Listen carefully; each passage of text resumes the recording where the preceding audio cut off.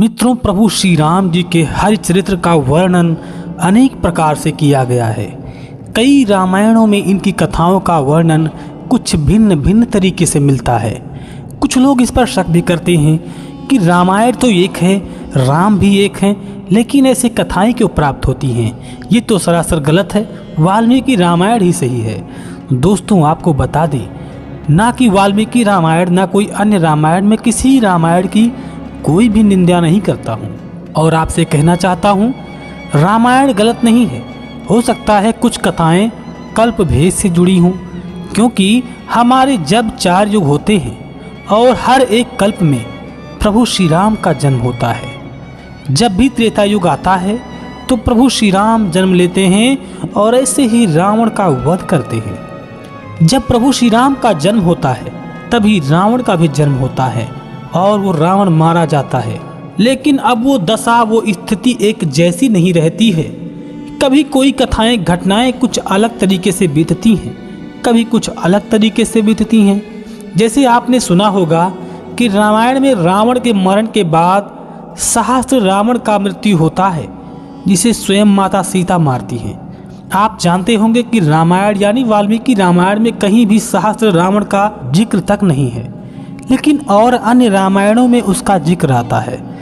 तो हम इससे पता लगा सकते हैं कि ये हमारे जिस कल्प का रामायण लिखा गया है उस रामायण से पहले कल्प का हो, तो इसलिए हम उस पर शक नहीं कर सकते। दोस्तों, ऐसे ही एक कथा मुझे प्राप्त हुई है। उस कथा में माता सीता द्वारा राजा दशरथ का पिंडदान किया गया था। ये कथा उस समय की है जब प्रभु श्री राम चित्रकूट पर निवास कर रहे थे। दोस्तों, इस कथा को विशेष तरीके से जानने के लिए आपसे निवेदन है कि हमारे वीडियो को अंत तक जरूर देखें। साथ में अगर आप हमारे चैनल पर नए हैं तो चैनल को भी सब्सक्राइब करें और कमेंट करके जय श्री राम लिखना बिल्कुल भी मत भूलिएगा। भगवान श्री राम की कृपा आपके समस्त परिवार पर सदैव बनी रहेगी। माता सीता और प्रभु श्री राम तथा लक्ष्मण जी एक पर्वत पर निवास कर रहे थे। दशरथ जी की मृत्यु का 1 वर्ष पूर्ण हो गया था। श्री राम ने सीता और लक्ष्मण से कहा कि पिताश्री का वार्षिक श्राद्ध कैसे किया जाए। तब दैत्यार्य श्री राम की युक्ति सोचते हुए रत्न मुद्रिका पर दृष्टि पड़ गई। मुद्रिका लेकर दोनों भाई चल दिए। फाल्गु तट पर सीता का खेल प्रारंभ हो गया। बालू लेकर सीता ने नाना प्रकार के खेल कर रही थी, अनेक प्रकार के उसमें अक्षर लिख रही थी। तभी स्वयं महाराज दशरथ प्रकट हुए। दशरथ जी ने कहा, हे पुत्री सीते, सुनो, क्षुधा की ज्वाला से हमारे प्राण निकल रहे हैं। तुम हमारी वधू हो, मैं तुम्हारा ससुर हूँ। तुम बालू का पिंड देकर हमारी क्षुधा का निवारण करो। सीता ने कहा, हे पितृदेव, मैं आपसे कह रही हूँ कि श्री राम की अनुपस्थिति में मैं कैसे पिंडदान करूँ। राजा ने कहा, हे देवी सीते, मैं तुम्हें बता रहा हूँ कि हमारे लिए तुम राम के ही समान हो। हे चंद्रनंदिनी सीते, तुम मन में अन्य कुछ मत सोचो, लोगों को बुलाकर उन्हें साक्षी बना लो। सीता ने कहा, ठीक है। फिर माता सीता ने तुलसी से कहा कि आदि साक्षी तुम ही हो। जब राम आकर जिज्ञासा करें तो वट वृक्ष तथा फल्गु साक्षी देंगे। ब्राह्मण को देकर सीता ने कहा कि आप दशरथ की सारी गाथा रघुनाथ जी से बता देना। ये सुनकर दशरथ प्रसन्नता पूर्वक रथ पर आरूढ़ करके बालू का पिंड ग्रहण करके स्वर्ग पथ पर चले गए। यहाँ श्री रामचंद्र जी अत्यंत शीघ्रता पूर्वक श्राद्ध की सामग्री लेकर आ गए। श्री राम को देखकर माता सीता प्रसन्न हो गई। उन्होंने श्री राम से निवेदन किया कि हे रघुवीर, सुनिए, आश्रम में अजनंदन दशरथ जी पधारे थे। उन्होंने हमसे श्राद्ध करने को कहा था। फिर वह बालू का पिंड ग्रहण करके स्वर्ग पथ पर चले गए। श्री राम ने कहा, हे सीते, तुम साक्षी बुलाकर उपस्थित करो। ये बात कैसे सिद्ध हो? हे देवी सीते, क्या तुमने किसी को साक्षी बनाया है? साक्ष्य पाकर मेरे मन में प्रतीत हो जाएगी। सीता ने कहा, हे प्रभु, मेरा निवेदन है कि आप ब्राह्मण को बुलाकर पूछ लीजिए। ब्राह्मण ने पुनः श्राद्ध कराने के लोभ से असत्य बोलने का विचार कर लिया। रघुनाथ जी ने ब्राह्मण को बुलाकर पूछा, क्या तुमने हमारे पिता दशरथ जी को श्राद्ध करते हुए देखा? तब ब्राह्मण ने राम जी के सामने कहा, मैंने राजा दशरथ का कोई श्राद्ध नहीं देखा है। ये बात सुनकर राम जी हंसने लगे और रूप से सीता लाज से मलिन हो गई। उन्होंने ब्राह्मण को मिथ्यावादी कहते हुए श्राप दिया। उनका शरीर क्रोध से थर्रा रहा था। उन्होंने कहा, यदि 1,00,000 का द्रव्य तेरे घर में भरा हो तब भी तू भिक्षार्थ देश देशांतर में भटकेगा।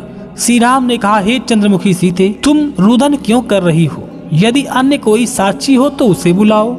ऐसा सुनकर रूपसी सीता ने आदि साक्षी तुलसी जी को बुलाया और कहा, हे नाथ, तुलसी जी आपकी आदि प्रिया हैं, उसके मुख से सारी बातें सुन लीजिए। फिर श्री राम जी ने जंगल की तुलसी की ओर देखकर सारी बात बताने को कहा।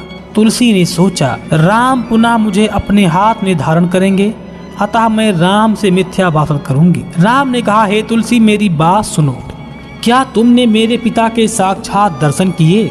तब तुलसी देवी ने कहा, हे प्रभु, हे रघुबर, हमने आपके पिता को नहीं देखा है। ये बात सुनकर जानकी को मन संताप हो गया। उन्होंने कहा, अरे तुलसी, जा, मैं तुम्हें श्राप देती हूँ। तूने हमारे मन में इतनी ठेस पहुँचाई है, अतः तू भूमि पर जहाँ तहाँ पैदा होगी। कुपित होकर सीता ने कहा, तेरे पत्ते श्री हरि के लिए आदरणीय द्रव्य हैं, अब तू अपावन स्थान में पैदा होगी। श्रृंगाल कुत्ते तेरे ऊपर मलमूत्र त्याग करेंगे। तब राम ने हंसते हुए कहा, हे जानकी, यदि कोई अन्य साक्षी हो तो उसे भी बुलाओ। माता सीता ने कहा, हे गुणनिधि प्रभु, सुनिए, अन्य साक्षी महानदी फल्गु है। फल्गु ने सोचा कि श्री राम के समक्ष मिथ्या भाषण करने से ये हमारे जल में कितने पदार्थ डालेंगे। तब राजीव लोचन श्री राम ने फल्गु से पूछा, क्या तुमने अजनंदन को देखा है? तब फल्गु नदी ने कहा, हे रघुनाथ, सुनिए, मैंने राजा दशरथ को नहीं देखा। ऐसा सुनकर सीता उच्च स्वर में रोने लगी और क्रोध करने लगी।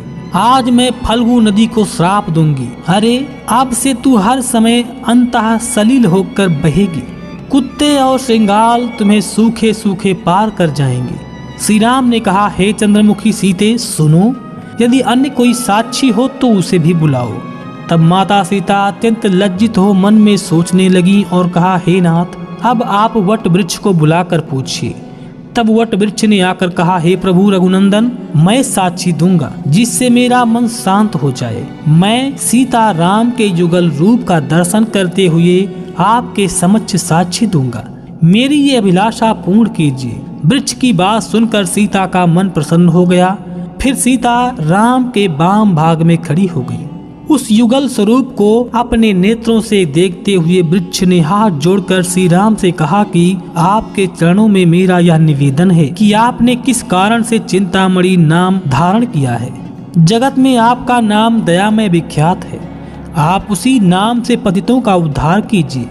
अस्थावर जंगम जितने भी जीव हैं, उन सब में आप नारायण सदैव निवास करते हैं। संसार की चिंता करने से आपका नाम चिंतामणि है। सीता ने पिंड दान दिया अथवा नहीं, ये क्या आपको ज्ञात नहीं है? ये तो आपके चिंतामणि नाम पर कलंक रह गया। आज से आपका चिंतामणि नाम डूब गया। चिंता से व्याकुल होकर आप स्वयं अपने को भूल गए। मानव देह धारण करके आप भ्रम में पड़ गए। वट वृक्ष ने कहा, हे पद्म लोचन, सुनिए, इन सब ने मिथ्या साक्षी दी है। धन के लोभ से ब्राह्मण ने झूठा कहा, अन्य दोनों ने भी ब्राह्मण का ही अनुसरण किया। मैं मिथ्या बोलूं, ये क्या हो सकता है? नारायण अंतर्यामी है, क्या मैं उससे छल करूं? जो कोई 100 करोड़ जन्म में तप करता है, वह भी सत्यवादी के समान नहीं होता। सीता दाहिने हाथ में बालू का पिंड लिए थी। उस सीता के पिंड को राजा दशरथ ने स्वयं लेकर प्रसन्न चित्त होकर उसे खाया और देखते देखते राजा स्वर्गपुर को चले गए। वृक्ष की बात सुनकर रघुवर ने कहा, हे वट वृक्ष, तुम चिरंजीवी होकर अक्षय और अमर हो जाओ। पिंड दान करके जानकी मन में सोचने लगी, एक एक करके मैंने सभी को साक्षी बना लिया। अब मैं संतुष्ट होकर केवल तुम्हें वर प्रदान करूंगी। तुम शीतकाल में उष्ण और ग्रीष्म काल में शीतल रहोगे। पूर्णवार माता सीता ने उसे यह वर प्रदान किया कि तुम्हारी डाल डाल पर 9 पल्लव विस्तार प्राप्त करेंगे। तुम्हारी छाया शीतल रहेगी। तुम्हारी शाखाओं में कभी पतझड़ नहीं होगा। जो तुम्हारे नीचे जाएगा उसे शीतलता प्रदान करना। अपने पत्र और फलों से सदा तुम आनंदित रहोगे। वट वृक्ष को इस प्रकार आशीर्वाद देकर राम प्रिया ने उसे विदा कर दिया। श्री राम, लक्ष्मण और सीता जी पर्वत पर निवास करने लगे। अब यह सब कुछ गया धाम की कथा आपके सामने मैंने प्रस्तुत की है, जो कृतिवास रामायण में उपलब्ध है। आप अयोध्या कांड में जाकर पढ़ सकते हैं। मित्रों, कैसी लगी ये कथा हमें कमेंट करके जरूर बताएं। साथ में अगर वीडियो पसंद आया हो तो कृपया इसे लाइक शेयर करके हमारे चैनल को सब्सक्राइब करना बिल्कुल भी मत भूलिएगा। भगवान श्री राम की कृपा आपके समस्त परिवार पर सदैव बनी रहेगी।